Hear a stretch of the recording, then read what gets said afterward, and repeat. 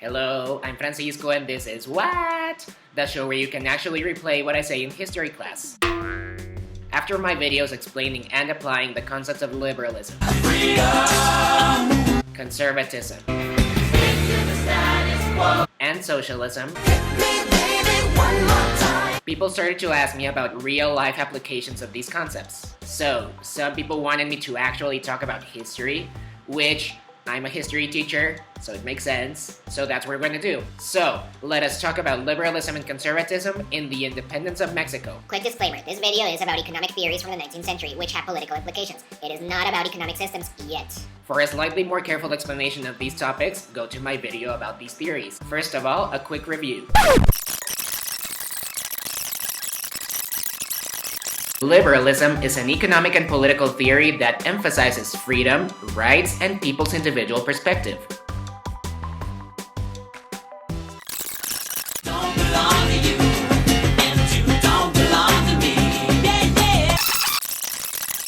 Conservatism, on the other hand, is an economic and political theory that emphasizes tradition, stability, and rigid social structures.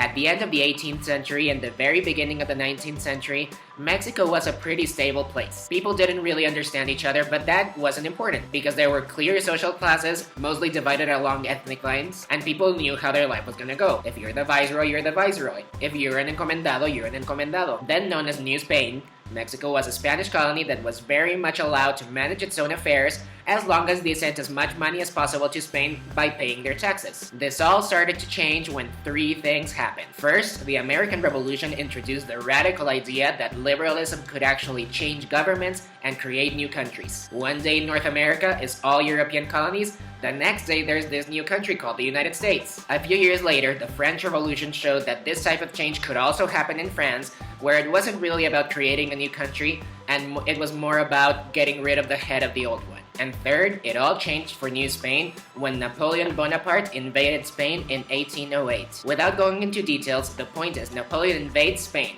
gets rid of the King of Spain, Fernando VII, and puts his brother Jose in his place. And he kind of tells Jose to deal with things for him. Jose wasn't very good at this, so he ends up not doing what his brother asked, and kind of losing control of Spain and its colonies. Back in New Spain, this entire situation creates a power vacuum, because who are they supposed to send taxes to? Do they still have to pay taxes? It's all very confusing for no hispanos. Now, from a liberal viewpoint, this is the perfect opportunity to fight for independence and start creating these liberal ideals that could not be created otherwise. From a conservative viewpoint, fighting for independence is a bad idea because you'd be doing away with stability, which is supposed to be the one thing you value. However, from a liberal perspective, fighting against an oppressive regime, like the Americans and the French did in their revolutions, has a moral justification. It's the right thing to do, even if it's difficult. This disagreement was very much present in the early days of Mexico's fight for independence. It was clear that as long as Spain didn't decide what to do with Napoleon and the consequences of his actions, New Spain was kind of on its own. But conservatives wanted to continue business as usual, and liberals wanted a revolution. A good example of trying to navigate this disagreement is the document Feelings of the Nation, or Sentimientos de la Nación, by José María Morelos. He presented this document in 1813, at the very beginning of Mexico's war for independence. It includes some clearly liberal ideas, such as Article 1, America is free and independent from Spain and all other nations, governments, and monarchies. Article 5, sovereignty emanates from the people and is placed in a Supreme American National Congress, made up of representatives from the provinces in equal numbers. Article 13, laws should apply to everyone, without privileges. However, maybe because Morelos was also a Catholic priest, it also includes some super conservative ideas. For example, Article 2, the Catholic faith is the sole religion and no others will be tolerated. Article 10, no foreigners will be admitted unless they are artisans that are able to share their skills and are free of suspicion. Article 19, December 12 will be dedicated to the Virgin of Guadalupe, and it will be celebrated.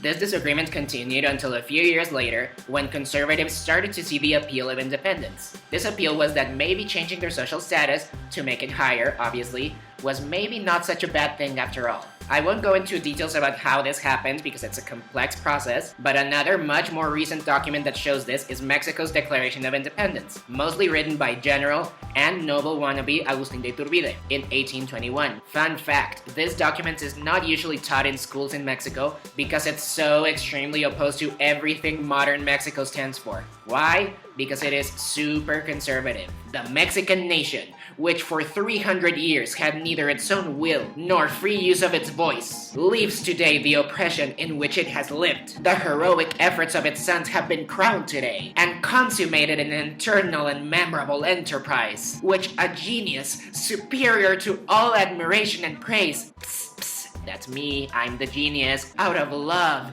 and for the glory of its country, started in Iguala, continued, and brought to fruition, overcoming almost insurmountable obstacles. You get the point. Not to mention how the first 3 signatories in the Mexican Declaration of Independence are not Mexican forefathers or liberal thinkers. They are the first Emperor of Mexico, the Bishop of Puebla, and a viceroy from Spain. This is a sharp contrast with the United States Declaration of Independence, which is signed by representatives of the states, not by aspirational monarchs and bishops, and is super liberal all over. We hold these truths to be self-evident, that all men are created equal, that they are endowed by their creator with unalienable rights, that among these are life, liberty, and the pursuit of happiness. We can see a similar contrast in France's Declaration of Rights of Man and Citizen, which in its first article literally says, Article 1. Men are born free and remain free and equal in rights. Social distinctions can only be made based on the common good. So while the American Revolution was all like, And I'm not throwing away my shot. I am not throwing away my shot. Till the world turns upside down. Till the world turns upside down. and the French Revolution was all like,